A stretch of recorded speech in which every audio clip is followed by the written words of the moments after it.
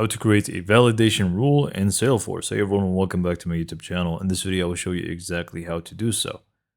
So to get started, just log into your Salesforce account and then you just want to click on the gear icon from the top right corner and click on setup.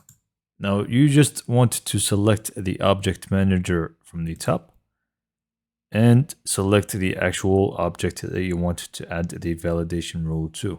So let's say I just want to add it to the opportunity object. I'm just going to go ahead and select it. And then from the left side here, you just want to scroll down to almost the bottom and you should be able to find validation rules. Just go and select that and go ahead and select new from the top right.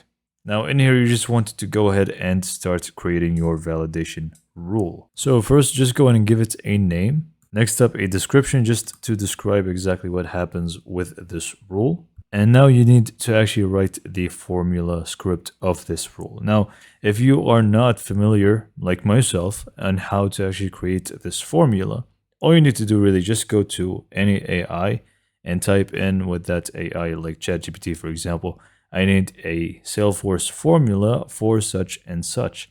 And it's actually going to generate it here for you. So for example, I got this one from Gemini. I mean, I don't really need this. It's just for test purposes. But anyways, you actually just go ahead and paste it in from any AI source. Like I said, just go ahead and type it out in plain English and it's just going to translate it to Salesforce code. You just want to paste this in. Click on check syntax here. And if it says there's an error, then in that case, you just want to click on use formula assistant here. Just go and click on that.